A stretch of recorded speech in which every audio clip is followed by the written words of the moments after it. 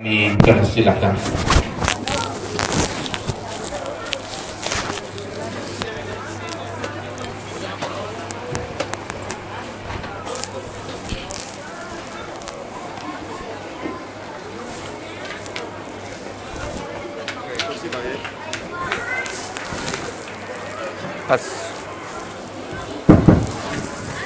Assalamualaikum warahmatullahi wabarakatuh.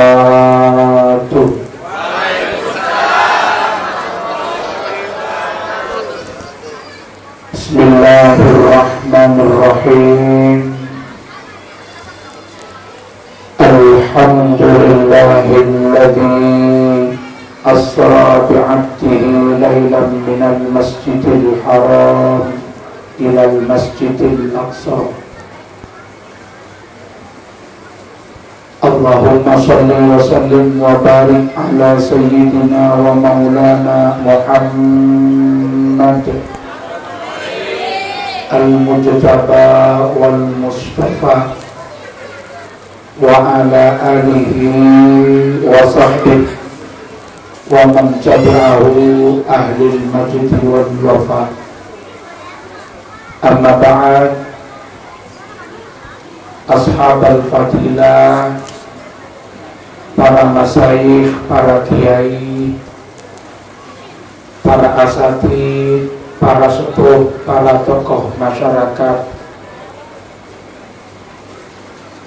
yang saya hormati, pengasuh Yayasan Pendidikan Islam Al-Warithu Iskandar.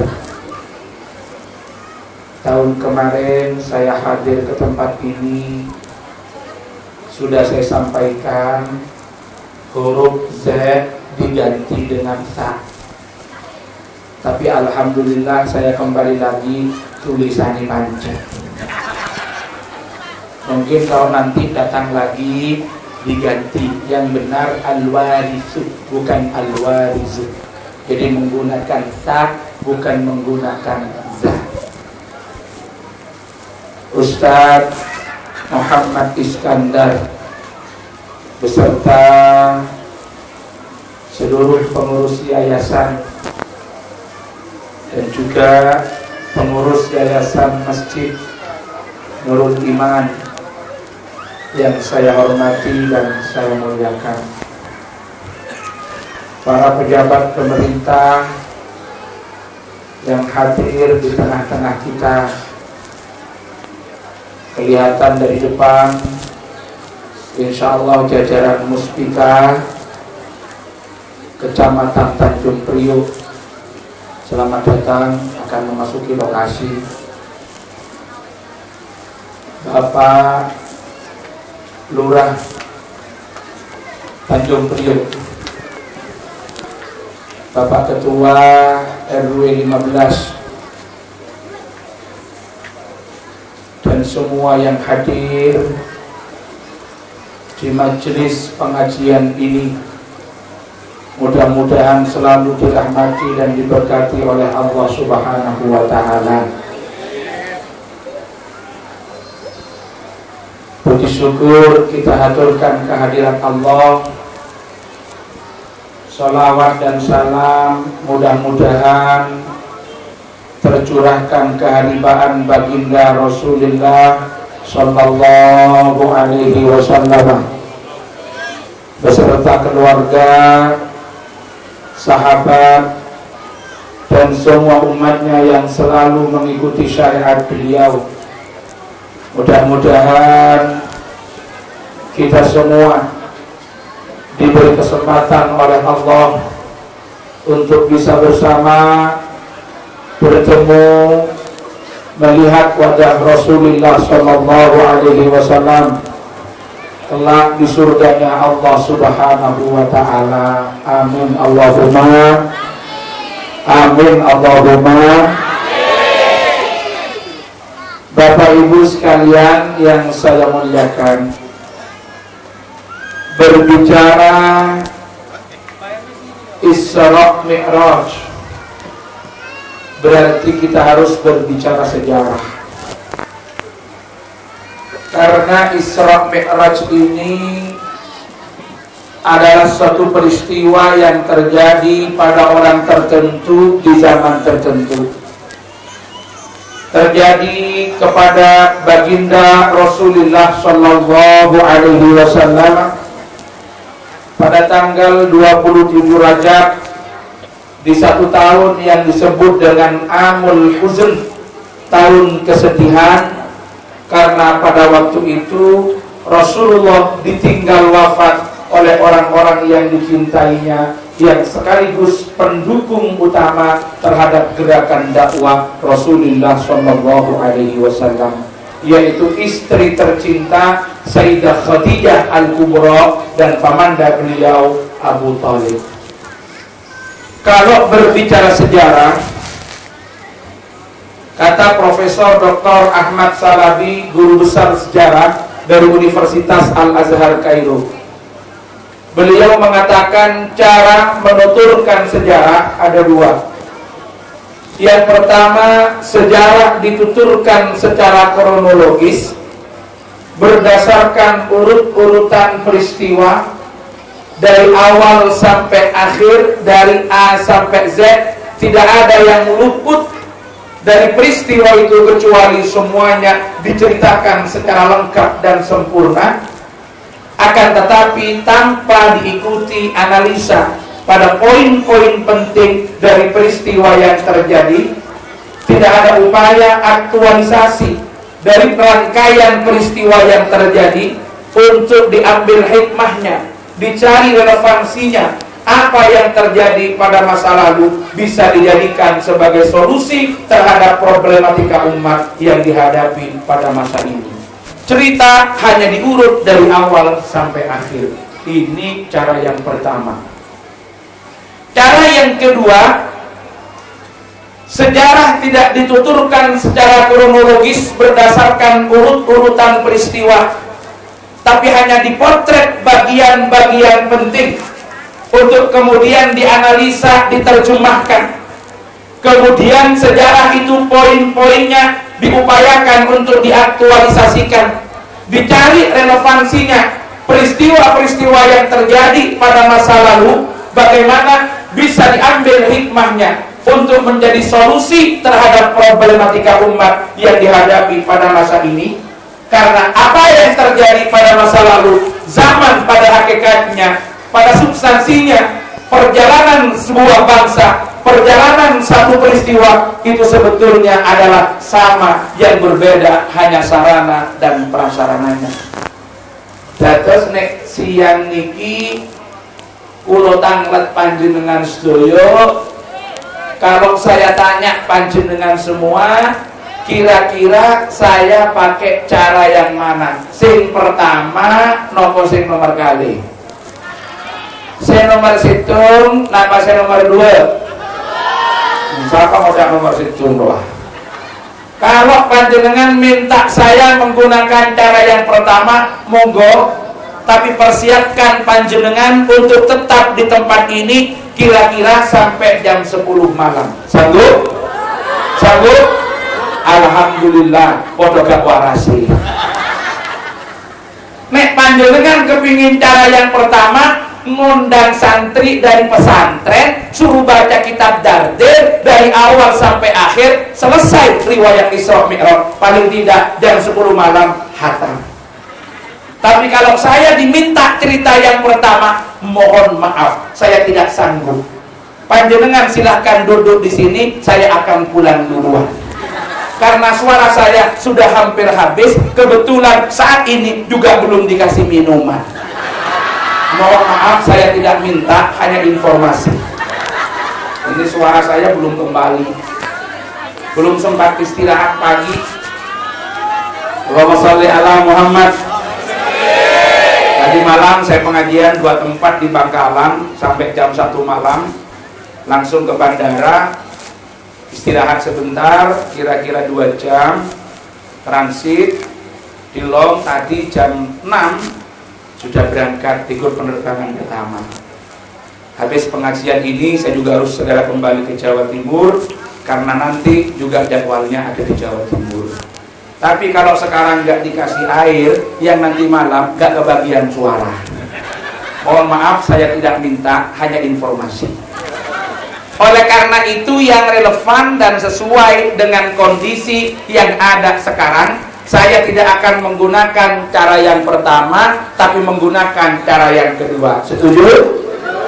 Artinya apa? Saya tidak akan cerita Isra dari awal sampai akhir, tapi mungkin hanya akan memotret beberapa bagian penting yang kemudian kita terjemahkan, kita aktualisasikan untuk kita ambil hikmahnya. Paling tidak pengajian pada siang hari ini mencapai 2 sukses. Allahumma. Yang pertama, sukses pelaksanaan. Alhamdulillah pelaksanaan lancar, yang hadir banyak, situasinya kondusif, walaupun ada beberapa yang diundang tidak hadir. Itu tidak ada masalah, mudah-mudahan tidak mengurangi hikmah dan khidmat dari acara pada pagi hari ini. Allahumma amin. Mungkin ini yang dikehendaki oleh Allah, dan mungkin ini yang terbaik untuk yayasan ini. Yang kedua, sukses pengaruh. Tidak hanya sukses pelaksanaan, tapi sukses pengaruh. Maksudnya apa? Setelah pengajian ada dampak, ada pengaruh yang bisa merubah perilaku kita dari arah yang kurang baik menuju yang lebih baik. Allahumma. Ini sing paling penting. Karena kenapa kadang-kadang yang itu kritik pengajian ini berulang dilakoni tapi tinggal polai pan. Langit niku berarti sukses pelaksanaan tapi bukan sukses pengaruh. Mugi-mugi niki sukses pelaksanaan juga sukses pengaruh. Allahumma. Paling tidak doa para panjenengan semua kepada Yayasan Pendidikan Al-Warisul Iskandar ini dijadikan sebagai yayasan yang bisa memberikan kemanfaatan dan keberkahan kepada umat, bisa menjadi pusat pendidikan yang akan memberikan pengetahuan keagamaan untuk mudah membina umat menjadi yang lebih baik. Allahumma. Alhamdulillah, tunjukan itu ki matur nuwun. Saya minum dulu. Bismillahirrahmanirrahim. Alhamdulillah, anyep gak ono rasane blas. Oh, wonten penelitian. Kula aturaken nggih. Ada penelitian, boleh saya ceritakan. Orang ceramah dalam waktu 1 sampai 1,5 jam, apalagi berdiri tidak pakai kursi, itu kalori yang terbakar, energi yang dikeluarkan lebih dari 360 kalori yang terbakar. Jadi kalau yang diminum air putih sementara kalorinya banyak yang terbakar, itu tekor. Antaranya yang keluar dengan yang masuk tidak berimbang. Mohon maaf, saya tidak minta susu, tapi cerita. Allahumma sholli ala Muhammad. Bapak Ibu sekalian yang saya muliakan, ini panitia tidak usah bingung, tidak usah bingung. Isra, kalau kita lihat maknanya secara harfiah, artinya adalah berjalan di waktu malam.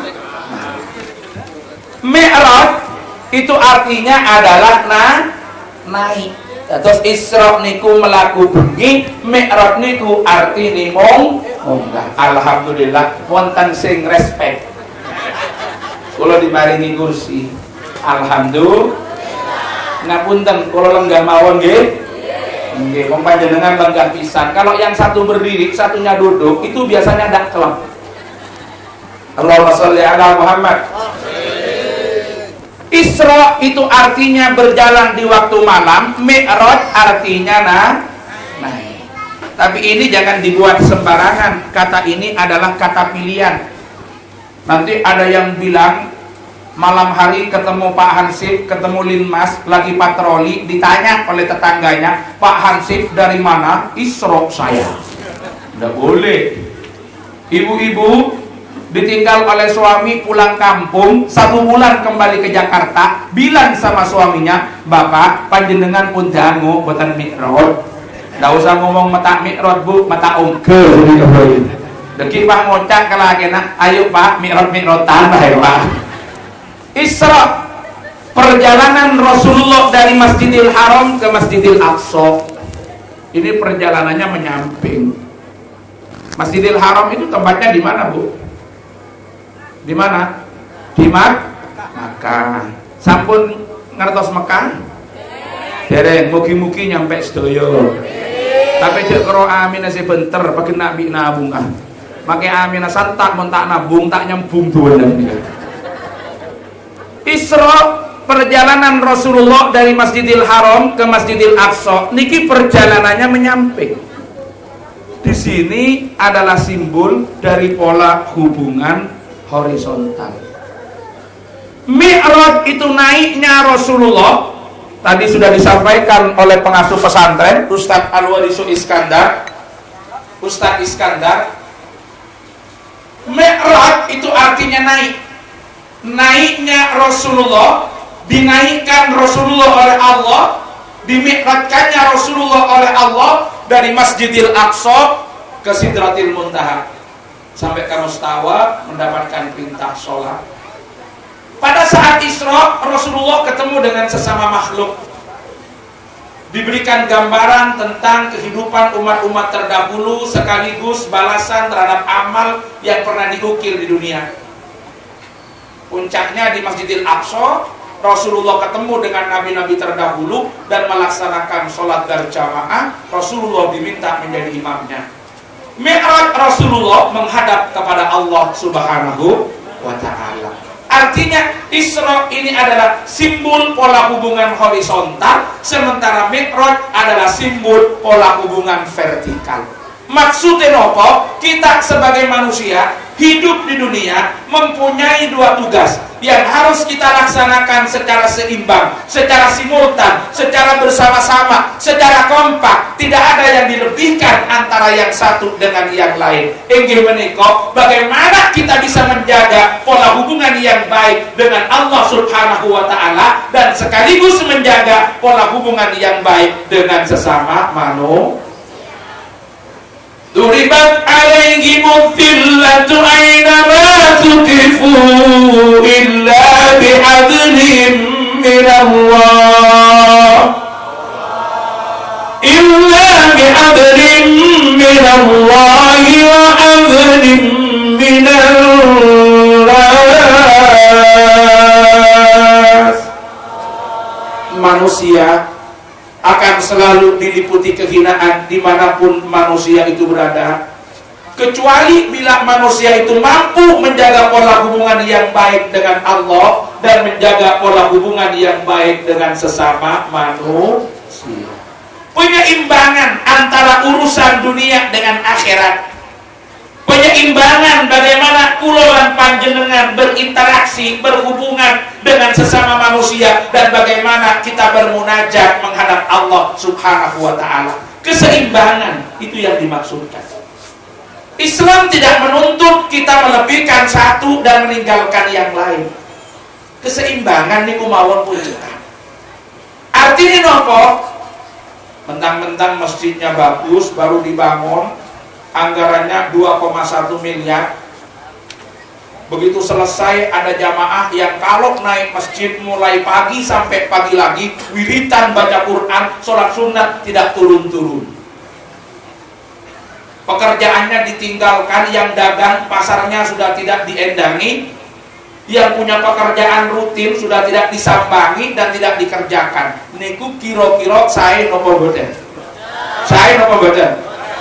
Pada masa Sayyidina Umar, ada seorang sahabat di masjid tidak turun-turun. Ditanya oleh Sayyidina Umar, kamu punya keluarga? Ada. Kamu punya anak? Banyak. Kenapa engkau tidak bekerja? Saya pasrahkan urusan rezeki saya kepada Allah. Dimarahi oleh Sayyidina Umar. Pergi, bekerjalah, berusahalah. Ingatlah, langit tidak akan hujan emas dan tidak akan hujan perak. Itu kata Sayyidina Umar. Ngapunten Bu, cuma saknajane ngoten, orang yang apabila kadung lama di masjid tidak turun-turun itu memang kurang baik, tapi mboten pati kaprah, mboten pati kathah. Jadi begitu wiritan, begitu sholat, begitu munajat di masjid tidak turun-turun sampai lupa pekerjaan, memang kurang baik, tapi tidak begitu lumrah. Nik sing kathah niku nik teng Jember, nik kadung megawe lali ibadah. Nggih napa nggih? Itu kalau di Jember, kalau di Jakarta alhamdulillah lebih parah. Jadi kalau orang kadung di masjid lupa tidak bekerja, itu memang tidak baik, tapi tidak begitu usum, tidak begitu osom, tak begitu kaprah, tak begitu banyak. Cuma mon kadung lebur kelak, kalau pakai masjid bilo pakai ibadah, tong kerja bunyaan. Artinya apa? Keseimbangan, keseimbangan. Ngapunten, kadang-kadang ibu-ibu kalau pergi keluar ke mall, dandanannya luar biasa. Kalau perlu pipinya kanan kiri di make up, ada yang merah, kuning, hijau, biru sampai kayak ikan gosong. Parfuma yang kui, minyak yang kui, sepak genteng. Kalau lagi arisan, apalagi ke pesta, luar biasa. Tapi giliran menghadap Allah, kadang-kadang ruku jangan-jangan tak sasa kalau bulan yang kui. Beda tak beda? Betul? Kalau takut ibu-ibu panjenengan nek kepengin sholat, niku kinten-kinten tasik sempat bedaan riyen napa boten? Sempat pakai make up? Sempat pakai parfum? Lawang kadang-kadang habis mandi belum pakai baju sudah pakai mukena. Untung itu, kadang-kadang BH-nya juga belum dipakai. Beda tak beda? Kalau mau kena terusan dari atas sampai ke bawah, tidak ada masalah, selesai urusannya. Tapi sekarang sudah mulai umum, mulai osom, mau kena tuh gelan. Ada? Sekarang mulai umum, mau kena potongan, ruku potongan, betul? Itu boleh apa enggak dipakai sholat? Sakit nopo betul? Lah ngapunten Bu, mau kena potongan itu boleh dipakai sholat kalau di dalamnya sudah tertutup rapat. Gatos panjenengan sekarang sudah berjilbab, sampun saya pakai mau kena potongan, gak ada masalah. Tapi ngapunten, kalau dipakai di rumah-rumah, apalagi di dalamnya belum ada pakaiannya, itu bermasalah. Kenapa demikian? Aurat itu wajib ditutup dari atas dan wajib ditutup dari samping, tapi tidak wajib ditutup dari bawah. Jadi aurat itu yang wajib ditutup minal a'la wa minal jawanib, tidak minal asfal. Apa yang dimaksud dari atas? Dari kepala sampai ke bahu, sampai ke pundak. Apa yang dimaksud dari samping? Dari pundak kita itu sampai ke telapak kaki. Dari bawah itu bawahnya itu melihatnya. Artinya kalau kita pakai mukena, walaupun dari atas udah nyambung ke sini, yang dari bawah naik ke sini, seakan-akan tertutup. Tapi kalau ini putus, tugelan, putus, itu bermasalah.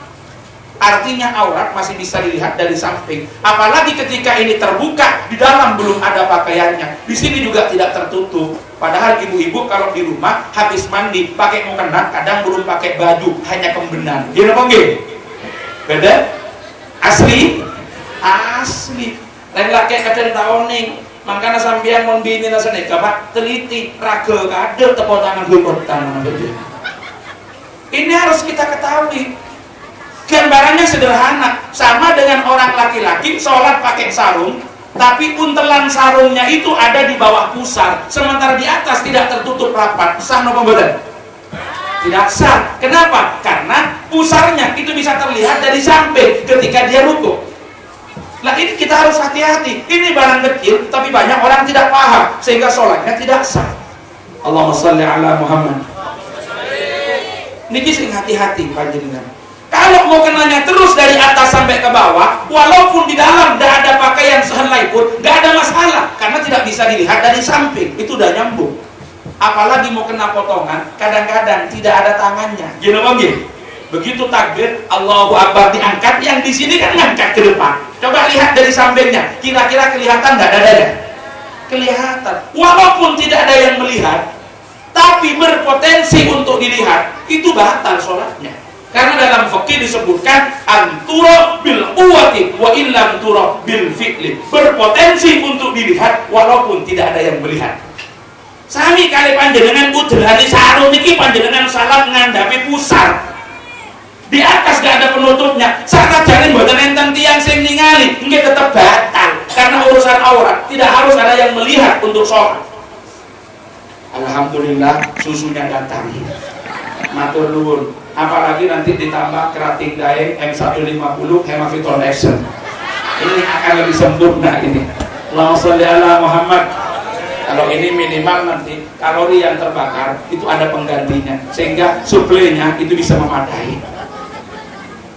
Hati-hati ibu-ibu sekalian, kalau di bawah itu udah ada masalah. Contohnya gimana? Kita kadang-kadang sholat, itu sholatnya di atas ini kayak dari bambu yang berlubang-lubang itu. Begitu kita takbir, kok kemudian ada orang yang nginceng dari bawah, auratnya kelihatan, itu sholatnya batal apa enggak?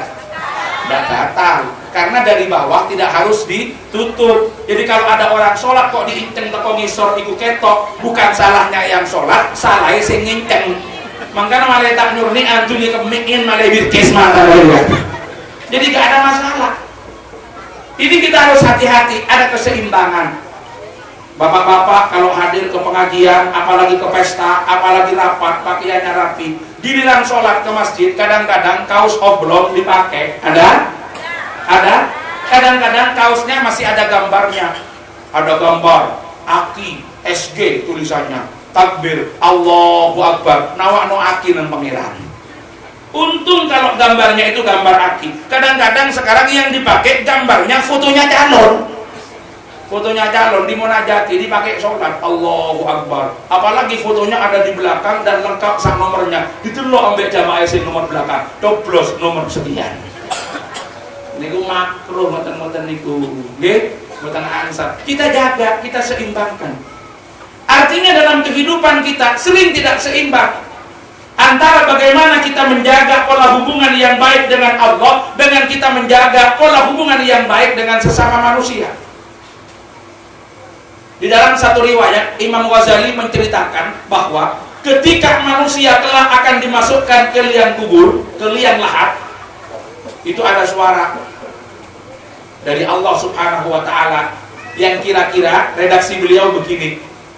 Ya abdi tahharta man daral khalqi sinin wa ma tahharta man dhari walau sa'an wa anta waqfufun bi khairi.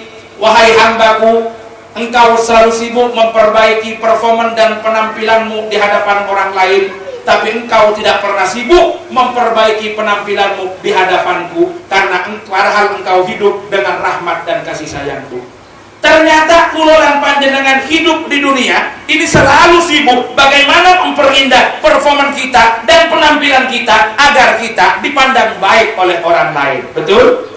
Tapi pada saat yang sama kita tidak pernah sibuk bagaimana memperbaiki diri kita, hati kita agar kita dipandang baik dalam hadapan Allah Subhanahu wa ta'ala.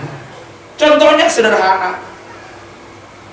Kalau panjenengan kena penyakit yang dari penyakit itu menjadikan kita tidak bagus dipandang orang lain. Mungkin wajah kita kena manu, mungkin wajah kita kena kadas, mungkin wajah kita kena penyakit kulit, korental, getel, poong dan lain sebagainya, yang mengandat menjadikan kita tidak bagus di hadapan orang lain. Bingung kita untuk ke salon, keburu kita untuk berobat, facial dan segala macamnya dilakukan biar kita bagus di hadapan orang lain. Betul? Tapi pada saat yang sama, ketika kita kena penyakit hati, ada penyakit sombong, ada penyakit ujub, ada penyakit riya, ada penyakit hasud, ada penyakit bakhil yang menjadikan kita rendah di hadapan Allah, yang menjadikan kita jelek di hadapan Allah. Kenapa kita tidak kesusu untuk mencari obat? Kenapa tidak ada upaya untuk kita terapi? Kenapa tidak ada upaya untuk kita cari dokter? Intinya ada ketidakseimbangan tengkulolan panjenengan sedoyo. Kalau terkait dengan urusan dunia luar biasa semangat kulolan panjenengan. Coba para rawuh, ada informasi melalui Bapak Camat, kemudian diteruskan ke Bapak Lurah, melalui Bapak RW, kalau salah seorang warga dari RW ini besok ditunggu menghadap Bapak Gubernur. Mulai malam sudah tidak bisa tidur. Kalau perlu dikasih tulisan, jangan lupa pakaiannya harus pakai batik. Dia tidak punya batik, bingung cari batik ke toko. Kalau perlu sudah diinformasikan, doakan saya besok dipanggil gubernur. Ada? Ada? Ada subuh suruh siap-siap, jangan sampai terlambat. 1/4 jam sebelum waktu yang ditentukan sudah siap di depan lobi. Pakaiannya sudah rapi. Kalau perlu bingung dia apa yang akan dikatakan. Ini hanya untuk ketemu gubernur. Tapi adakah kita mulai siap-siap kalau besok kita dipanggil menghadap Allah, besok hari Jumat, jangan lupa pakaiannya putih. Apa ada yang bingung cari pakaian putih kalau belum punya? Apa ada yang mikir bagaimana kita indah tampil baik di hadapan Allah? Apa kita mulai berpikir derma oleh sampian pratu iya juna Allah? Ternyata apa yang kita lakukan masih sering semu. Kita hanya ingin menampakkan bahwa kita ini baik di hadapan manusia, tapi kita tidak pernah berpikir bagaimana kita ini menjadi smart, bagaimana kita menjadi baik di hadapan Allah Subhanahu wa ta'ala. Allahumma sholli ala Muhammad. Hati-hati Bapak Ibu sekalian, hati-hati. Ini ketidakseimbangan dalam hidup kita, ketidakseimbangan dalam diri kita. Kalau kita kena penyakit, penyakitnya penyakit dunia, ada kanker, ada liver, ada jantung, diabetes, darah tinggi, bingung kita cari obat, betul? Padahal orang kena penyakit zahir itu paling pol, akibatnya mati. Dan manusia kalau sudah waktunya mati, walaupun tidak kena penyakit, tetap akan mati. Tidak bingung. Kalau perlu sawah dijual, tanah dijual, mobil dijual, kita cari utangan kemana-mana untuk mengobati penyakit zahir. Tetangga dari kiri kanan besuk. Tapi adakah orang yang peduli ketika kita sekarang kena penyakit batin yang urusannya tidak selesai di dunia tapi bermasalah sampai di akhirat? Kemana mau sambang orang sakit? Kena apa? Kena stroke. Banyak yang sambang. Apa ada orang polker, orang daerah sini sambang orang sakit karena kena penyakit sombong? Ada. Ayo rame-rame nyambang orang sakit. Kenapa? Kasihan tetangga kita kena penyakit sombong. Padahal itu lebih berat daripada penyakit jantung. Karena persoalannya tidak hanya selesai di dunia, tapi dipersoalkan sampai di akhir. Ini manusia. Mohon maaf. Kadang-kadang kalau ada Pak Lurah dipanggil Pak Camat, sopan, bagus. Itu adalah keharusan. Profesionalisme kerja, menjadi abdi yang bagus. Pak Camat dipanggil bupati, kalau di sini wali kota. Apalagi kadang-kadang kalau sekarang ini di era otoda, bupati wali kota sudah menjadi raja-raja kecil. Jangankan nyampe di rumah, di lampu merah mecat bawahan itu jadi. Akhirnya dibawa semakin takut, ngalah-ngalahi takutnya bila Gusti Allah. Jadi mulai muncul kesyirikan-kesyirikan baru. Takut, dipanggil sopan, siap Bapak. Besok datang ya, jangan terlambat. Siap Bapak. Audensi, siap Bapak. Laporan dulu. Bagus, itu tertib, profesional. Seharusnya demikian. Tapi persoalannya, adakah sikap yang sama ketika kita menghadap Allah Subhanahu wa ta'ala? Adakah sikap yang sama ketika kita di masjid? Kenapa kita bisa tata krama ketemu dengan sesama manusia, tapi kita belum mampu untuk tata krama yang baik ketika menghadap Allah? Mampukah kita memusatkan perhatian ketika kita menghadap Allah? Allahu Akbar, menyatukan hati, perasaan, batin, jiwa raga, kita serahkan kepada Allah. Keseimbangan, Isra Mi'raj, keseimbangan. Kalau kita hanya mampu menjaga Isra tapi tidak mampu menjaga Mi'raj, maka jangan harap kita akan sukses menghadap Allah Subhanahu wa ta'ala. Tapi sebaliknya, mentang-mentang Mi'rajnya bagus, mentang-mentang ibadahnya tekun, tapi sembarangan kepada orang lain, mengambil haknya orang lain, tidak menghargai dan tidak menghormati orang lain, juga jangan pernah kita beranggap bahwa kita akan sukses menghadap Allah Subhanahu wa ta'ala. Kedua-duanya harus dijalankan secara simultan. Isra horizontal, Mi'raj vertikal. Kembangkan kedua-duanya dengan baik. Bangun dalam pola komunikasi yang efektif. Bagaimana kita baik di hadapan Allah, tapi kita juga baik di hadapan sesama manusia. Cuma sekarang ini kan semangatnya beda. Semangatnya beda. Kadang-kadang karena di tempat ini akan kedatangan gubernur, luar biasa persiapannya. Tahun kemarin tidak kayak gini, tidak ada aslinya tahun kemarin. Tapi sekarang kursinya malah dikasih bungkus. Kemarin lesehan di bawah karena tidak ada gubernur mau datang. Tapi karena mempersiapkan kehadiran manusia, Karena pejabat luar biasa semangatnya, bagus kalau ini dipertahankan. Tapi adakah semangat yang sama ketika kita menghadapkan diri kita kepada Allah Subhanahu wa Ta'ala? Urusan dunia, kalau panjenengan itu ditipu dunia, jangan pernah merasa takut. Urusan tertib, urusan wilayah profesional gitu. Tapi ini bahaya. Karena kalau tidak dibiarkan, kita akan menjadikan Tuhan-Tuhan semu dalam kehidupan kita. Ngapunten Pak, di beberapa daerah, mohon maaf, ekses dari otoda. Karena bupati itu hanya untuk pejabat eselon 2, eselon 3, sudah tidak perlu konsultasi dengan gubernur. Walaupun ada baper zakat, urusan memindah jabatan, memberi jabatan menjadi wewenang mutlak bupati, semuanya itu hanya akal-akalan.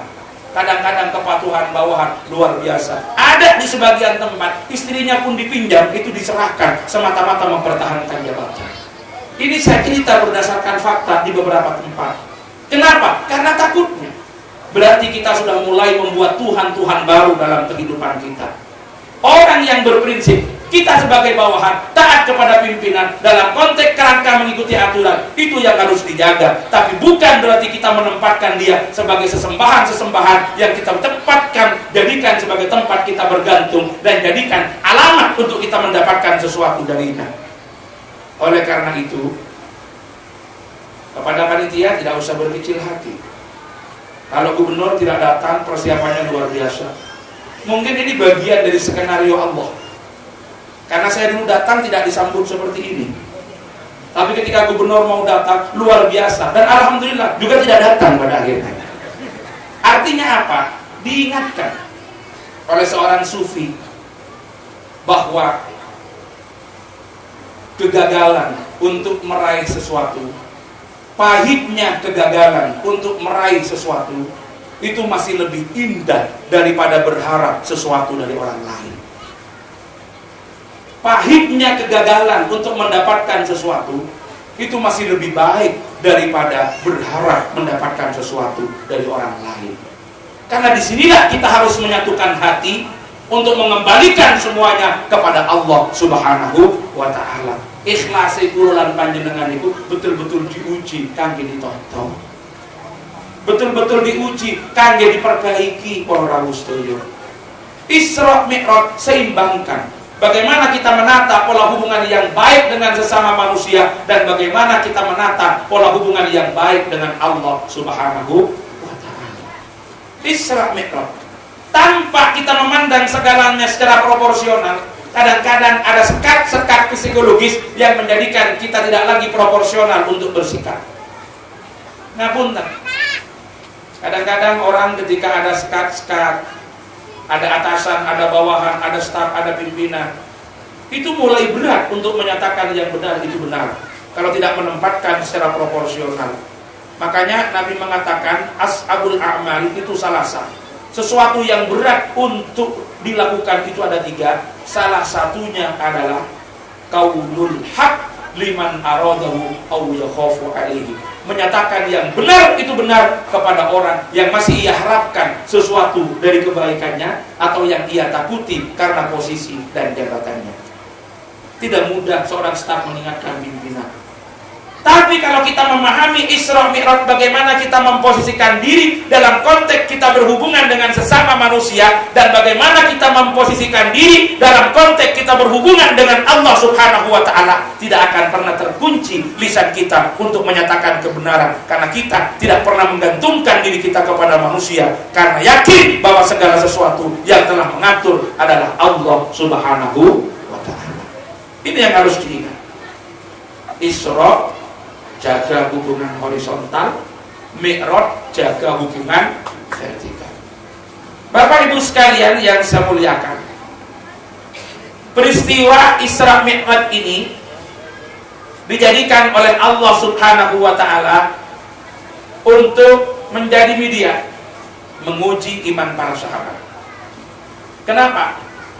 Karena ketika Rasulullah diisrokan dan dimi'rajkan oleh Allah pada siang harinya, pada pagi harinya bercerita kepada sahabat, kalau tadi malam saya sudah diisrokan oleh Allah dari Masjidil Haram ke Masjidil Aqsa,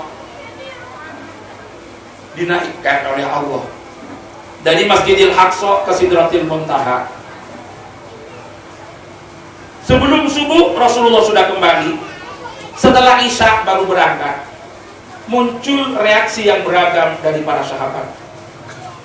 Para sahabat yang imannya masih lemah dan imannya masih tipis, moncang matulana iman lagi keingan ke iman lagi akar apa, banyak yang kembali murtad, banyak yang keluar lagi dari ajaran Allah karena tidak percaya.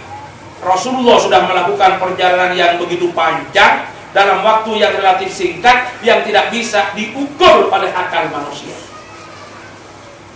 Tapi ketika rangkaian peristiwa itu didengar, disampaikan kepada sahabat Abu Bakar As-Siddiq radhiyallahu an, apa kata Abu Bakar? Kalau yang menceritakan itu Nabi Muhammad, jangankan hanya seperti itu, lebih dari itu pun saya percaya. Artinya apa? Mendekati Isra Mi'raj jangan menggunakan pendekatan akli, ilmi, tarikhi, pendekatan akal, pendekatan rasio, pendekatan kesejarahan, tapi memahami Isra Mi'raj harus menggunakan pendekatan qalbi imani, pendekatan hati dan keyakinan bahwa tidak ada yang tidak mungkin. Kalau Allah berkehendak, segala sesuatu pasti terjadi. Kelompok-kelompok yang menganggap dirinya sebagai kelompok masyarakat ilmiah mencoba untuk mengilmiahkan Isra Mi'raj, kemudian melakukan otak-atik sehingga berkesimpulan kalau Nabi Muhammad itu dari perspektif ilmiah tidak mungkin bisa melakukan Isra Mi'raj dengan jasad dan ruhnya. Kenapa? Kecepatan perjalanan yang melampaui kecepatan cahaya. Nabi Muhammad kalau dengan fisik, dan fisik adalah benda padat, akan mengalami benturan dengan berbagai planet yang ada di angkasa, yang ketemu juga dengan benda padat. Padahal ketika terjadi gesekan antara benda padat dengan benda padat akan mengeluarkan api, dan mustahil Nabi Muhammad akan selamat karena ia akan terbakar. Itu otak-atik ilmiah. Kita harus jawab sebagai orang yang beriman dan bertakwa. Kita yakin sepenuhnya apapun yang Allah kehendaki pasti terjadi. Bahwa mengilmiahkan peristiwa Isra Mi'raj menjadi tidak ilmiah. Karena proses ilmiah memerlukan eksperimentasi, trial and error. Sementara Isra Mi'raj hanya terjadi kepada satu orang, hanya terjadi sekali kepada Rasulullah Shallallahu Alaihi Wasallam. Siapa yang akan melakukan eksperimentasi? Artinya Bapak Ibu sekalian, ada hikmah yang dapat kita ambil, bahwa tidak selamanya apa yang terjadi di muka bumi ini bisa dibaca oleh akal manusia. Ada saatnya kita harus menundukkan akal kita di bawah kehendak Allah Subhanahu. Bukan karena peristiwa itu tidak masuk akal, tetapi karena akal kita yang tidak mampu menjangkaunya. Kenapa? Ya kalau memang mau dipaksa untuk diakali sih, sebetulnya masuk akal. Karena di dalam surat Al-Isra itu disebutkan, Subhanalladzi asra bi'abdihi laylan minal masjidil haram ilal masjidil aqsa. Di situ ada kata kunci, Maha Suci Allah yang telah mengisrokan. Ini artinya Nabi tidak jalan sendiri. Kalau Nabi itu dijalankan oleh Allah Subhanahu. Sekarang saya buat contoh. Kalau jam tangan saya ini bisa ngomong ke jam tangan bapak-bapak, jam tangan saya akan bilang, tadi malam saya berputar dari jam 12 ke jam 12 hanya setengah detik, hanya setengah menit, kata jam saya sama jamnya beliau. Apa kata jamnya beliau? Bohong lo, ngaco lo, mulai gila. Mana ada jam 12 berputar ke jam 12 itu setengah menit. Namanya jam 12 ke jam 12 itu paling tidak 12 jam. Itu kata siapa? Kata jami panjenengan. Karena terikat dengan hukum jam. Jam saya sih Jawa. Iya kalau sampean jalan sendiri. Jam 12 ke jam 12 itu harus 12 jam. Saya kan tidak jalan sendiri, tapi ditarik jarumnya dan diputer sama yang punya. Minta berapa? Masuk akal apa tak masuk akal? Loh, kalau ini dianggap tak masuk akal, minta berubah. Artinya kenapa para tretan? Kalau Rasulullah jalan sendiri, Rasulullah sebagai manusia tidak lepas dari hukum manusia. Walaupun Rasulullah adalah manusia pilihan, tapi tetap kodratnya manusia.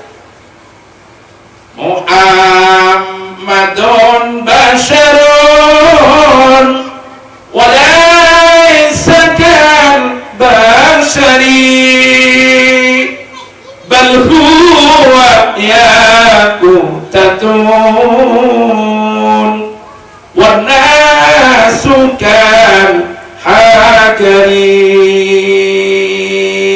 maula ya salli lim daiman ala habibi ka khairil khalqi kullihim. Bagaimanapun Nabi itu manusia. Kalau Nabi jalan sendiri, terikat dengan ketentuan yang mengatur manusia. Manusia dibatasi oleh ruang dan waktu. Perpindahan dari satu ruang diikat oleh waktu. Kalau Nabi jalan sendiri, tapi kalau Nabi tidak jalan sendiri, yang menjalankan adalah Allah, maka Allah tidak terikat dengan hukum manusia. Apapun yang Allah kehendaki terjadi sesuai dengan kehendak Allah. Allahumma shalli ala Muhammad. Sama dengan jam. Jam kalau berputar sendiri diikat oleh hukum jam. Pergeseran dari satu angka ke angka yang lain itu disebut dengan 1 detik. 60 detik berarti 1 menit. 60 menit berarti 1 jam. Baru dari 12 yang besar jarumnya bergeser ke jam 1. Itu kalau geser sendiri. Berarti kalau dari 12 ke 12 itu pasti 12 jam. Kalau jamnya geser sendiri, terikat dengan hukum jam.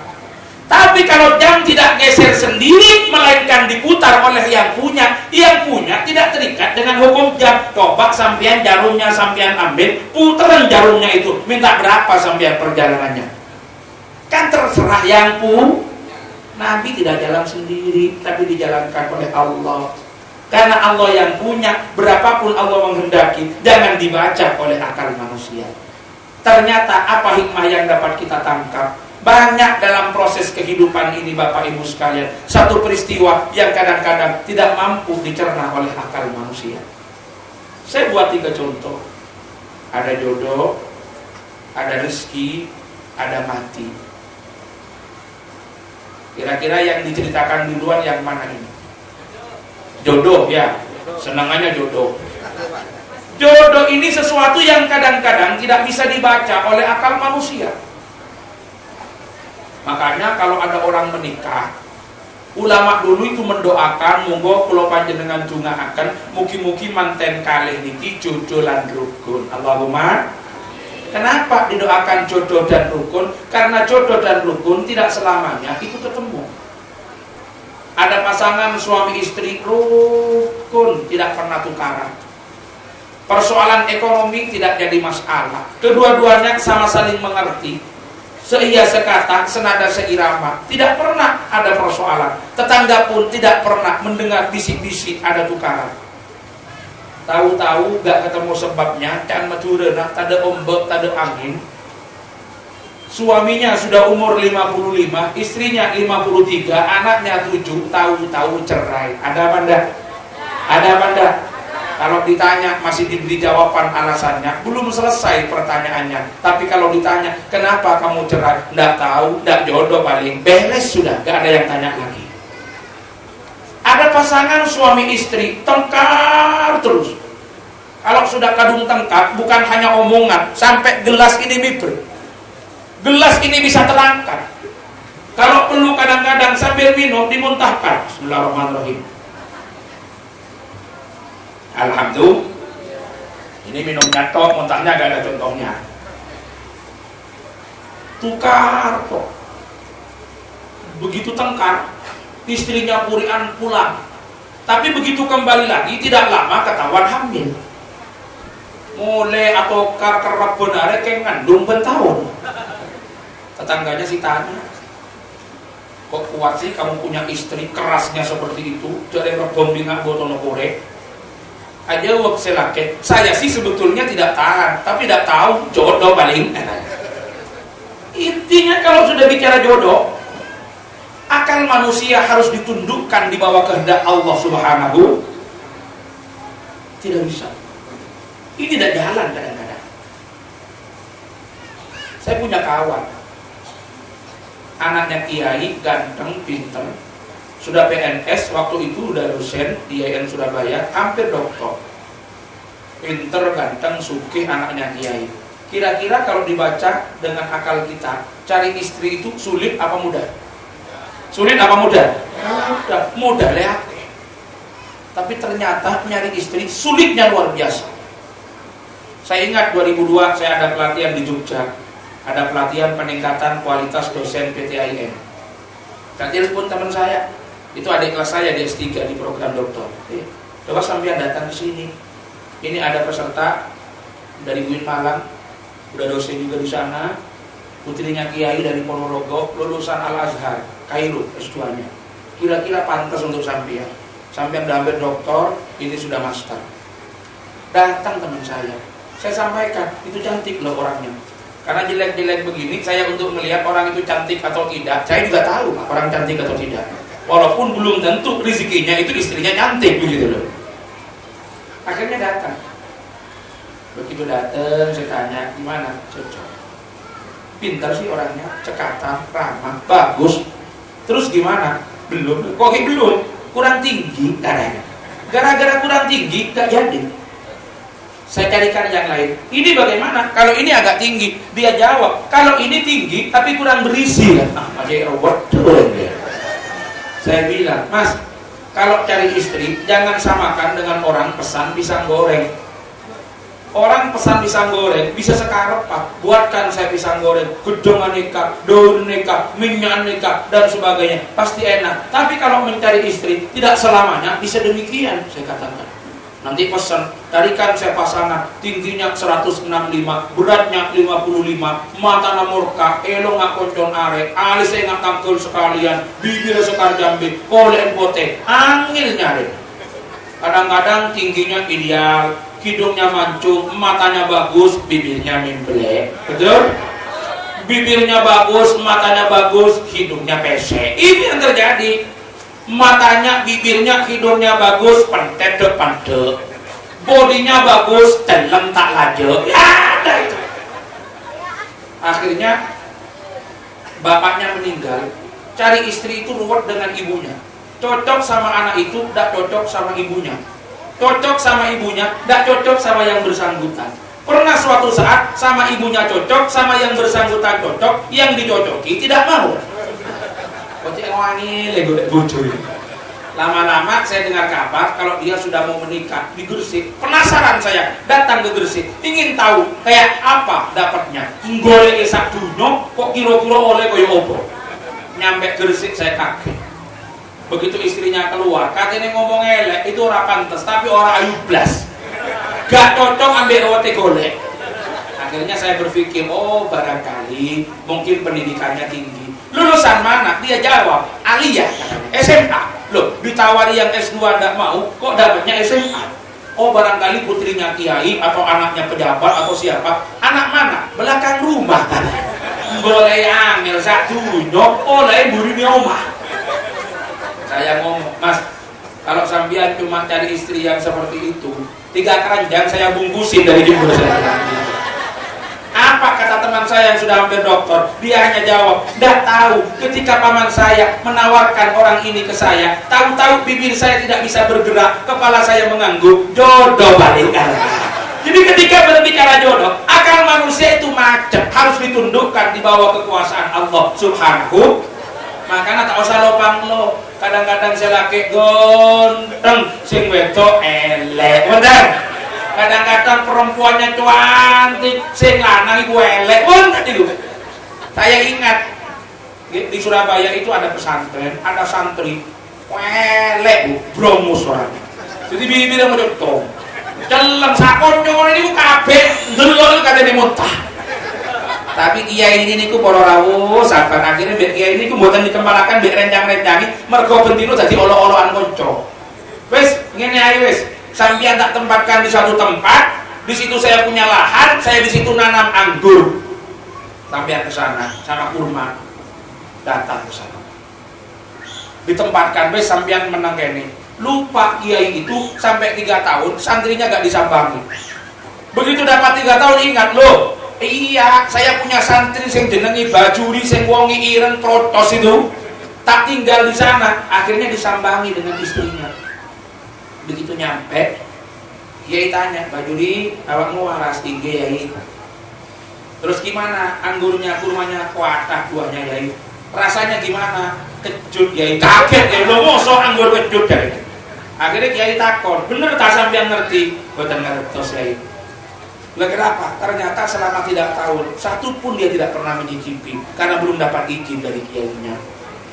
Oh makanya awalnya ngomong niku kalau rasanya kecut karena tidak pernah ngerasain. Akhirnya kiai itu mikir, wah iki wongi jujur, wongi api. Kiai itu bilang sama istrinya, Bu, anak dewi kan saya ono sitok. Katanya istrinya, iki wongi api bu, wongi jujur bu, ayo wis dipek mantu ae. Istrinya protes, lho bah sampeyan ojo ngawur, anak dhewe ayu menis-menis mosok dikene wong sing prontos koyo ngene jane. Tapi iki wongi jujur bu, wongi api bu, kata kiainya tadi. Ternyata apa yang terjadi, begitu anaknya dipanggil, nak sampeyan gelem tak jodohno mbek iku mbek Bajuri. Apa kata anaknya? Kalau Abah sama Umi ridho, saya tidak pernah bisa menolak keinginan orang tua. Teman-teman, enggak nak, dikawinkan bener. Jadi saya prontos niku wau oleh anak kiai ayu. Malah koncone sing tukang nyenene niku gak oleh ayu, Pak. Ternyata ketika ditanya sama putrinya kiai jawabane, "Mbak, panjenengan niku ayu, menis-menis, cantik. Kok gelem sih duwe bojo bromos koyo nopo?" Apa kata anaknya kiai? Ya barangkali dia punya amal soleh, dia punya kebajikan yang tidak dia rasakan, sehingga oleh Allah dia diberikan rizki karunia istri cantik seperti saya. Dan barangkali juga saya punya kesalahan, barangkali juga saya punya dosa yang tidak saya rasakan, sehingga sekarang saya dapat ganjarannya duwe bojo elek koyo ngono. Jadi akhirnya kalau memang sudah bagiannya, akalnya manungsa itu harus tunduk di bawah kekuasaan Allah Subhanahu. Itulah para rabu. Kadang-kadang segala sesuatu tidak selamanya bisa dicerna oleh akal manusia. Tidak selamanya bisa dibaca oleh akal manusia. Ini jodoh. Rizki gengoten. Rizki itu sama, tidak bisa dirumus dengan akal manusia. Kalau rizki bisa dirumus dengan akal manusia, orang yang paling kaya pasti orang yang paling pateng. Tapi ternyata wong niku wonten sing patengi ora karuan, tapi malah melarati juga ora karuan. Wonten apa wonten? Itu nggak bisa dibaca dengan akal manusia. Satu contoh, suara saya sekarang agak serak. Di samping saya membutuhkan susu sebagai suplai energi untuk menambah kalori yang terbakar biar imbang, saya juga butuh Pocari Sweat. Satu contoh ini. Saya bawa dompet tadi sengaja tak titipkan sama Pak Kom itu. Kalau seumpama saya sekarang itu beli, saya mampu beli Pocari Sweat. Tapi sudah ada bagian dari Allah, ternyata dari jam 10 saya duduk di tempat ini sampai jam setengah 12 saya gak dapat rezeki itu. Itu sudah gak bisa saya hindari. Kenapa? Karena saya harus sadar kalau urusan rizki wis enten totoani saking Allah Subhanahu. Seperti itu. Makanya tadi saya pesan sama Pak Kom, Pak Kom, sebelum berangkat ke lokasi pengajian, saya bilang, kenapa? Makan pagi dulu. Alhamdulillah sama Haji Minung saya disiapkan makan pagi dulu. Kenapa? Karena dulu saya kesusu ke tempat ini Pak Kom, saya agak lapar, datang, sampai pulang pengajian, saking bingungnya Ustadz Iskandar, lupa saya gak dikasih makan. Lah ini apa? Rizki ini, rizki, bukan nyalahkan siapa, bukan nyinggung siapa. Kenapa? Rizki ada bagiannya, karena memang garis dari Allah bahwa Abdullah Samsul Arifin datang pada malam hari itu ke Jakarta Utara dari jam 8 sampai jam 1 harus menahan lapar, walaupun punya uang tapi tidak punya rizki, ya tidak ada yang bisa dimakan. Rizki tidak bisa dibaca oleh akal. Ternyata ketika dipersiapkan, saya kesusu pulang, tidak bisa dibaca oleh akal manusia. Jadi akal manusia harus tunduk di bawah kekuasaan Allah. Nah ini kan datang ini rizkinya, rizki. Kenapa? Tidak bisa dibaca. Alhamdulillah, tidak tanggung, dikasih 2 botol. Rizki apa enggak? Belum tentu, karena belum saya minum.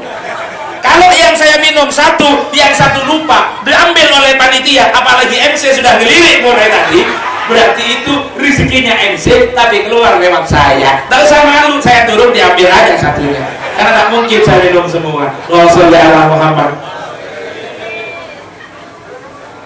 Nah, asli nih. Terus, masih lanjut. Rizki tidak bisa dibaca oleh akal manusia. Orang kalau tidak punya bagian rizki dari Allah, walaupun hartanya ketok motor, tidak akan jadi rizki. Kaya orangnya, banyak uangnya, tapi tidak akan jadi rizki. Apa maksudnya? Rizkinya itu tidak akan manfaat pada dirinya. Saya punya kawan Pak, sekarang giginya habis, kaya, uangnya banyak, tapi giginya tidak ada. Apa kata dia? Dulu aku ini ganteng ya, waktu itu ganteng, gigi ini utuh, tapi kepingin sate, gak iso tuku, mergo gak duwe-duwe. Sekarang wes sugih, uangnya banyak, jangankan beli sate, beli sak tokonya mampu, tapi tetap tidak bisa makan sate karena giginya sudah habis. Berarti uang itu pancen gak duwe rezeki mangan sate. Biyen kuat tuku, biyen iso mangan gak kuat tuku, saiki kuat tuku gak iso, berarti gak duwe rezeki. Ono wong sugih, ganteng, tapi impoten. Kalau dia ingin cari istri, wes kali golek. Kepingin perempuan secantik apapun, dia bisa pesan karena uangnya banyak. Tapi ternyata impoten. Ya sudah, berarti tidak punya rezeki. Cukup aja hilang di ngerecer ya. Lambek, ki modal, ki seger, tandi modal, tindik modal, lecak, ya itu. Rizki itu nggak bisa dihitung di akal manusia. Ada yang hari ini kita anggap orang itu tidak punya apa-apa, tapi besoknya Allah berikan rizkinya meningkat luar biasa. Ada apa enggak? Nggak bisa dipikir. Dulu jadi kuli, sekarang jadi juragan. Dulu jadi juragan, sekarang turun jadi kuli. Tak bisa dipikir dengan akal manusia. Kabeh niku mau nenten totoane sama Gusti Allah. Ngapunten, saya itu sering pengajian. Kalau di Jawa Timur itu kalau dekat-dekat itu kan semalam bisa pindah 3 kali. Saya sering pengajian semalam pindah 3 kali. Ini mboten dahar bang itu sering. Tempat pertama saya nyampe 6:30. Begitu nyampe saya kelihatan prasmanan sudah siap, tapi gak ditawari belas. Sing dikei banyu yo diombe, mergo sing ono banyu yo diombe, banyu tok sampai kembung. Ya sama sekarang ini banyu ini sampai pirang gelas ini. Iki diombe kabeh, nanti pulangnya pasti anyang-anyangan. Tapi karena rezekinya baru air tok, ya ini yang masuk. Saya ceramah jam 7. Sebelum 8:30 saya turun. Ditelepon sama panitia yang kedua, monggo cepetan Kiai, niki panitia pun ngerantos, masyarakat pun ngerantos. Begitu turun saya diatur idaan, monggo jenengan dahar. Saya tidak mau. Kalau saya makan waktunya tersita, lebih baik saya segera pindah ke tempat yang kedua. Begitu nyampe di tempat yang kedua, kasusnya sama, rampatan siap, tapi gak segera dikasih makan. Sampai begitu saya turun baru ditawari, tidak mau karena saya kesusu. Di tempat ketiga saya datang setengah 11 malam, namanya perut mulai keroncongan, kaki gemetar semua, mata nangkonan. Akhirnya saya berpikir saya akan makan di sini saja nanti. Begitu saya ceramah 1,5 jam, saya turun, panitia mikirnya husnudon. Loh, Kiai ini tadi sudah diundang 2 kali di luar, paling sudah makan, malah bukan ditawari belas. Akhirnya saya keluar tuh cari makan, dapat makanan yang basi. Saya mikir, bilang sama supir, inilah urusan rezeki. Walaupun di depan mata, kalau sudah bukan bagiannya, tidak akan menjadi milik kita. Walaupun jauh, tapi memang bagian kita, pasti Allah akan menghadirkannya ke hadapan kita. Allahumma sholli ala Muhammad. Makanya Imam Syafi'i mengingatkan dalam satu syair, tawakkaltu fi rizki ala Allahi khaliqi wa aikantu anna Allah la syakka raziki fama yaku min rizki falaysa yafutuni walau kana fi qa'il biharil awamiki. Imam Syafi'i mengatakan, saya pasrah, saya tawakal kepada Allah urusan rezeki, karena saya yakin Allah akan memberikan saya sesuai dengan kehendak Allah. Apapun yang menjadi bagian saya tidak akan lepas dan hilang dari saya, walaupun ada di dasar lautan yang paling dalam. Jadi ini kalau dibalik, kalau memang bukan bagian kita, walaupun di depan mata, tak kira depak keguleban panjenengan. Itu rizki, tidak bisa diukur dengan akal. Siapa yang mengira seseorang yang awalnya tidak punya apa-apa seperti disulap menjadi kaya? Kepemimpinan ini juga rizki, karena Allah dalam Al-Quran menegaskan otoritas Allah. Qulillahumma tu'til mulka man tasa'u wa tanzi'ul mulka mimman tasa'u wa tu'izzu man tasa'u wa tudhillu man tasa'u biyadikal khair innaka ala kulli syai'in qadir. Urusan kepemimpinan, rizki tidak bisa dibaca dengan akal manusia. Kadang-kadang kelihatan pendukungnya banyak, seakan-akan semuanya akan memilih, tapi kalau bukan bagiannya, tidak bisa berkata apa-apa. Allah pasti akan menghilangkannya dan memberikan kepada yang dikehendaki. Karena betapapun manusia berupaya sekuat tenaga, kalau Allah belum menghendaki, tidak akan terjadi. Sudah semuanya ditata dengan baik, tapi kalau Allah tidak berkehendak, satu pun tidak akan terjadi di luar kehendak Allah Subhanahu. Ini tidak bisa dibaca oleh akal manusia. Yang ketiga, mati. Makanya dalam kepemimpinan tadi silakanlah, yang penting panjenengan berikhtiar. Isra Mi'raj ini Nabi mendapatkan perintah sholat. Di dalam sholat itu ada ajaran berorganisasi, karena sholat itu adalah ibadah yang dilakukan secara berorganisasi. Apa yang bisa dilihat? Syarat orang berorganisasi, syarat orang organisasi apapun, termasuk negara, ini adalah organisasi pemerintahan. Itu minimal ada 4 kalau kita breakdown dari sholat. Pertama, orang bisa sholat berjamaah kalau memiliki tujuan bersama. Ada 4 orang masing-masing mau sholat zuhur, jadilah sholat berjamaah karena ada tujuan bersama. Kalau ada 4 orang mau sholat, satunya sholat zuhur, satunya sholat jenazah, satunya sholat gerhana matahari, satunya di situ mau sholat duha, satunya subuh kodok terlambat, kira-kira jamaah jadi apa enggak? Kenapa? Karena tujuannya beda deh. Karena tujuan bersama. Yang kedua, ada imamun mutok, ada seorang imam yang ditaati.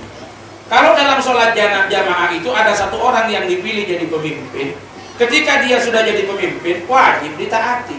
Siapapun orangnya, kalau sudah dipilih untuk jadi pemimpin, tidak boleh makmum itu ingkar, kemudian berkata, oh pemimpinnya, imamnya hanya bisa baca Quran, saya menguasai kitab, saya menguasai, imamnya baru belajar sulam safinah, saya sampai kepada Fathul Wahab, nanti kalau imam ruku, saya mau sujud. Boleh tidak? Rusak sholatnya. Imam wajib ditaati. Siapapun orangnya, kalau sudah didaulat jadi imam, wajib ditaati. Tapi persoalannya, kapan imam itu ditaati? Kalau berprinsip pada aturan main yang disepakati bersama. Itu prinsip yang nomor 3. Dalam sholat, kapan imam ditaati? Kalau caranya benar. Ada takbiratul ihram, Allahu Akbar, dilihat. Setelah takbir, makmum takbir. Imam diem dengan makmum baca doa iftitah pelan-pelan bareng-bareng. Imam baca Fatihah, makmum dengarkan terus ritmenya. Setelah baca Fatihah, amin, baca surat, waktunya ruku. Selama imam ada pada aturan dan ritme yang benar, makmum wajib taat kepada imam. Tetapi kadang-kala ada imam nakal, waktunya ruku, imamnya sujud, betul? Artinya kadang-kadang ada imam tidak tertib pada aturan, tidak taat pada aturan. Kalau itu yang terjadi, maka makmum wajib mengingatkan imam. Bagaimana caranya? Baca subhanallah, tapi tidak sekedar mengingatkan, niat zikir kepada Allah. Artinya apa? Mengingatkan pemimpin yang salah, bukan urusan like and dislike, suka atau tidak suka, tapi mengembalikan kepada aturan Allah, kepada aturan yang ada, yang disepakati bersama. Nah, kalau imam itu ritmenya udah bener, jangan coba-coba imam itu dihentikan di tengah jalan. Nanti belum salam sudah dihentikan imamnya, kacau salat jamaah, selesaikan dari takbir sampai salam. Itulah satu periode kepemimpinan. Setelah salam dievaluasi, bagaimana tadi ngimami maghrib? Kalau bacaannya bagus, ritmenya bagus, imamnya ngerti kondisi makmum, tidak terlalu cepat karena makmumnya di belakang ada yang tua biar bisa mengikuti. Tidak terlalu lambat karena di belakang ada jamaah yang kesusu di perjalanan, sehingga diukur. Kalau bacaannya bagus, ritmenya bagus, suaranya lantang bisa didengarkan, imamnya enak diikuti karena ngerti kondisinya makmum, orang pasti berpikir, kalau ngimami maghrib enak, kenapa isya harus cari imam lain yang belum tentu bagaimana cara ngimami? Betul? Ini sholat ngajarkan kita berorganisasi. Pikir, lo nih wis mau enak, wis ngerti jalani, wis tepat ukurane, wis enak nggone. Oh pokok bingung golek imam liyo. Durung tentu imam liyo itu wacannya sama, ngertinya sama kepada makmum. Ya yang lama itu diangkat lagi jadi imam. Itu sholat, saya nggak bicara pilkada. Paham? Itu sholat kalau mau diterjemahkan. Kita tidak usah cari teori kemana-mana. Makanya kalau orang Islam tidak bangga dengan agamanya, dipertanyakan, kita mau cari apa dalam Islam? Teori organisasi. Tidak usah cari ke barat. Sholat mengajarkan teori organisasi. Tapi kalau imamnya gak becus, imamnya maulid gak kena, membaca surat sembarangan, tidak mau ngukur kondisinya makmum, tahu makmumnya tua kok bacaannya cepet banget, tahu makmumnya banyak yang kesusu, kok ngajinya kayak orang kiroat yang dibaca surat Yasin sampai makmumnya ngamuk. Tentu makmum mengevaluasi. Lo wong mau ngimami maulid orang pati genap, mosok isak jadi imam lagi. Pasti makmum akan mencari imam yang baik. Mana mau enggak usah ruwet-ruwet.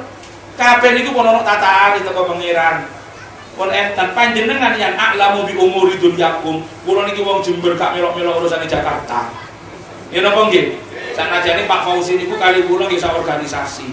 Pak Fauzi itu jadi dulu ketua PWNU DKI, kula teng NU Jawa Timur. Nggih sebetulnya teman seorganisasi. Tapi urusan pilkada, urusan jenengan, nek enak ya rosok-rosokno dhewe, nek gak enak rosok-rosokno dhewe. Tapi ketimbang sing liya sik durung jelas, an yakin la yuzalu bisak ngoten mawon pun. Nek barang sing pun diyakini, ojo milih ngambil resiko dengan sesuatu yang masih baru, belum ketentu karuannya kan ngoten ta. Nggih napa maling kok ngati-ngati sampeyan sing dipilih wong sing gak gelem tahlilan, kacau. Ngapunten kula mboten derek-derek Jakarta.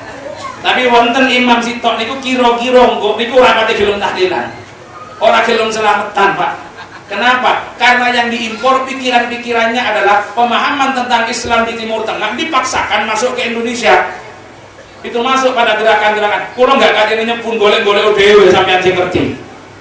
Nggih, ngati-ngati niku. Kenapa? Ada perbedaan, Pak. Kenapa sekarang banyak gerakan radikal yang muncul di tengah-tengah kita? Bahkan ada satu terusannya gerakan dakwahnya yang melakukan pembongkaran terhadap NKRI dengan akan mendirikan khilafah Islami atau negara Islam. Itu beda, Pak. Nih wong NU atau sekolah panjenengan itu adalah orang Indonesia yang beragama Islam, sehingga paham terhadap karakter budaya bangsa, ngerti apa yang diperlukan oleh bangsa, dan bagaimana Islam itu bisa menjadi agama yang pas untuk dipeluk, diterapkan dalam konteks keindonesiaan. Tapi ada yang lain, itu bukan orang Indonesia yang beragama Islam, tapi orang Islam yang kebetulan tinggal di Indonesia. Jadi orang ngerti bagaimana karakter Indonesia, bagaimana keberadaan bangsa Indonesia. Makanya saya kan pernah ditanya orang, kenapa sih dasar saya sebut ada organisasi di sini nih yang menamakan Islam, gerakannya radikal, inginnya mengubah bentuk negara. Maklum, Kenapa NU mempertahankan NKRI dan mengatakan NKRI adalah harga mati? Jelas wong NU ikut berjuang dalam merebut kemerdekaan melawan penjajah. Jadi eman negara yang dibentuk aman damai, orang ingin chaos. Sementara mereka tidak pernah ikut terlibat dalam merebut kemerdekaan. Tahu-tahu datang seperti ini ingin merubah sesuai dengan citranya sendiri. Lalu aku ngati-ngati panjenengan. Lah nek kepengin tahlilan seono, istiqosan seono, yo kira-kira lah nek kira-kira mawon. Nggih, kira-kira nggih. Nggih kira-kira. Mboten mawon ngono ado-ado nggih. Nggih, mboten karena Pak Fauzi ini pengurus NU mboten. Sampai saat ini Pak Fauzi pengurus PBNU, dulu ketua PWNU DKI. Nggih, sami kali kula teng Jawa Timur. Mboten mawon. Keng ketepaan mawon, organisasi ini podo. Tapi urusan pilkada kula mboten melok-melok, urusan sampeyan. Saya nggak tahu, cuma niku sholat jamaah niku wau kula terangkan. Jadi ketika sholat maulid wis ketok ngoten-ngoten isa kok katanya mikir sing liya. Nggih napa nggih? Itu diterjemahno salah lho, kudu urusane kula niki. Allahumma sholli ala Muhammad. Kula namung nulungi Ustaz Iskandar ben ora gelem. Nah, yang ketiga yang terakhir itu mati. Mati ini juga tidak bisa dipikir dengan akal manusia. Tidak bisa dipikir. Kadang-kadang ada orang yang dalam pandangan kita sehat, gak kena penyakit, tahu-tahu mari ngono kepleset mati, betul? Tahu-tahu terkejut apa mati. Setelah didiagnosa kata dokter, kenapa dok? Jantung. Ya ketemu jantungnya gak bergerak ya jantung. Tapi saat jantung ini kok orang tahu ketemu nih loro jantung, kuatah tunggalnya nih. Jadi kalau ada orang mati gak ketemu penyakitnya, gampang dokter memvonisnya jantung. Serangan jantung. Ya bagaimana gak serangan jantung nih jantungnya mati mandat. Serangan jantung mendadak. Padahal sehari sebelumnya di check up gak pernah ketemu penyakit jantung. Begitu mati serangan jantung. Enak kan alasan. Tapi bukan karena itu mati niku ono ketentuan di saking Gusti. Tak bisa dipikir. Coba bayangkan kemarin tragedi terakhir mati rombongan apa pesawat Sukhoi kan Superjet 100. Pilotnya handal dari Rusia, krunya dari sana, menawarkan untuk dibeli oleh beberapa pengusaha jasa transportasi penerbangan di Indonesia. Sing melok golongan pramugari, ayu-ayu bisa. Siapa yang ngira kalau itu akan mati? Wong sak durunge berpose sedemikian rupa. Tapi ternyata begitu manuver hilang gak balik lagi. Kurang pinter pilotnya. Kenapa? Pancen ukurane kuwayahe dino niku kabeh mati. Mboten mawon. Ada satu mantan menteri perumahan yang katanya mau naik dimarahi sama istrinya. Kenapa nggak jadi marah, nggak jadi naik? Karena istrinya cemburu. Sebab di situ banyak pramugari yang cantik. Awalnya istrinya cemburu, katanya naik gak oleh mbek bojone ketimbang tukaran gak sido. Begitu kapal itu jatuh, banyak yang mati bersyukur. Ternyata dicemburui istri jadi selamat ya. Jadi urusan ini nggak bisa dipikir biar kali menongso. Akal kita ini harus ditundukkan kepada apa yang menjadi kehendak Allah Subhanahu. Ada orang sakitnya udah puluhan tahun, tahu-tahu ya tidak mati-mati, betul? Ada orang yang tidak ketemu penyakitnya, cuma batuk sedikit langsung mati. Ini harus ditundukkan di bawah kuasa Allah, karena tidak selamanya apa yang terjadi di muka bumi harus bisa diukur dan dibaca oleh akal manusia. Bapak Ibu sekalian yang saya muliakan, niki sing saged kula aturaken walaupun sak jam setengah kok kula enteni gak ono sing teko-tekone. Nggih. Kalau ada yang benar semata-mata hidayah dari Gusti Allah, mugi-mugi wonten manfaat lan barokahipun. Allahumma. Kalau ada yang salah karena keterbatasan kekhilafan kula, akhirnya saya menghaturkan terima kasih. Terima kasih niku tergantung, Pak. Kalau menurut Angkatan Laut, terima kasih yang sedalam-dalamnya. Kalau ikut Angkatan Udara, terima kasih yang setinggi-tingginya. Kalau ikut Angkatan Darat, terima kasih yang seluas-luasnya. Tapi kalau akan Polri, terima kasih yang sebanyak-banyaknya. Gitu. Tapi nek melok kiai, itu namanya jazakumullah syukron kasiro. Itu nek berkati gede. Nek berkati cilik, jazakumullah kurang kasiro. Niki sing kula aturaken, hadanallahu wa iyyakum ajmain. Wallahul muwaffiq ila aqwamit thoriq. Wassalamualaikum warahmatullahi wabarakatuh. Bismillahirrahmanirrahim. Allahumma ya adim as-sultan ya qadim al-ihsan ya dariman ni'am ya katsirul jud ya wasi'al ata. Shalli wa sallim wa barik ala sayyidina wa maulana Muhammad wa ala alihi wa sahbihi ajma'in. Allahumma lakal hamdu syukra wa lakal mannu fadla wa anta rabbuna haqqa wa nahnu abiduka riqqa wa anta lam tazal bidzalika ahla. Allahumma ya muyassir kulli asir ya jabir kulli kasir ya muli kulli faqir ya ma'man kulli khair ya sahib kulli farid ya man la yahtaju ila al-bayan wa tafsir hajatuna ilaika kasir wa anta alimun biha wa basir yassir lana kulla asir fa taysirul asir alayka yasir wa nas'aluka at-taysir wal mu'afata fid din wad dunya wal akhirah yassir lana umurana balli maqasidana haqiq amalana tamim raja'ana bi rahmatika ya arhamar rahimin rabbi ja'alna muqimus shalah rabbana hab lana min azwajina wa dhurriyyatina qurrata a'yun waj'alna lil muttaqina imama Allahumma khtim bil khairati ajalana wa haqqq bi fadlika amalana wa sahhil li bulughi ridaka subulana wa hasin fi jami'il ahwali a'malana wa kun bil afiyati budwana wa asalana waj'al ila rahmatika masirana wa ma'alana wasbub sijala afika ala dunubina wa murna alaina bi islahi yubina waj'al taqwa zadana wa fi dinika tihadana wa alaika tawakkulana wa timadana Allahumma khafif anna sifal mauzat warzuqna isatal abrar wasrif anna kaidal fujjar wa sal asrar wa atik riqabana wa riqaba abaina wa hatina min adabin nar bi rahmatika ya alimu ya sattar ya qawiyyu ya qahhar ya muqawwirul laili ala nahar wa sallallahu ala sayyidina Muhammadin wa ala alihi wa sahbihi ajma'in walhamdulillahi rabbil alamin. Al-Fatihah.